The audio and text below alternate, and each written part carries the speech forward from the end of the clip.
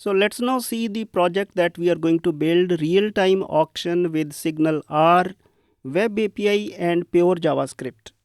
This project is written entirely with WebApi of ASP.NET Core. We have not used Razor pages. They have not been used in this project. So it is a communication between a pure WebApi and a pure JavaScript running on the browser. And the project is already completed, and therefore this chapter or this tutorial is an explanation. The whole chapter that you are seeing is an explanation of what has already been done. And so let us see the various features of this project. As usual, you can have a name of an auction, a base starting amount, an increment, and start and end dates. And after that we have that the bidder cannot bid outside of start and end dates. It is obvious. Bid finally closes at end date or last bid time plus 15 minutes, whichever is later. This rule is also obviously there in all the auctions. And bidder cannot make more than 5 consecutive bids.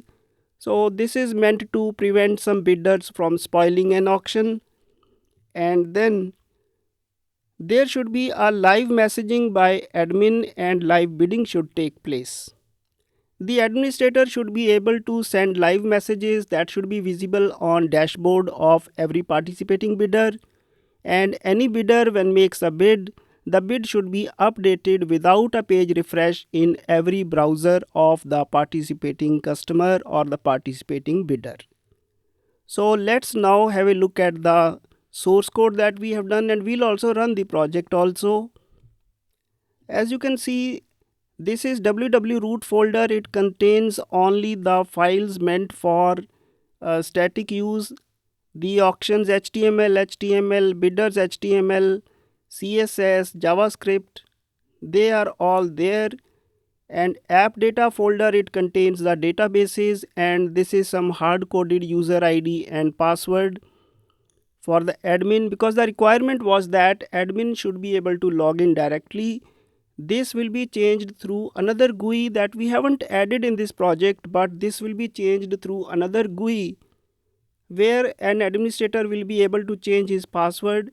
Basically, this file will be altered through that system. And I forgot to tell you that this project that I'm giving you is based on a project that was done for a customer, a similar project, but a little advanced was done for a customer. And this is just an extraction out of that. And we are always available for customizations, and you can always seek help. Hubs is your action hub is meant for your this SignalR communication, and models folder, it contains all the models, and these are containers of web API, and this is the program.cs file. And you can see, so this is the container for web API, and you can see that we do not have any Razor pages in this project. So these web API, they communicate through this JavaScript file, where we have a sort of a custom currency formatter, date formatter, and UTC offset for minutes, so that dates are correctly shown, because date is an important part of an auction. And let me now run it for you. So when you open it, a login page opens, and let us type the password. Password, as I've told you, is hard-coded for our current requirements, and when you log in, there are no running auctions or auctions have expired, because I told you you cannot bid outside auction dates or not yet started. And let us therefore click on auctions. An auction is already there, but it is expired.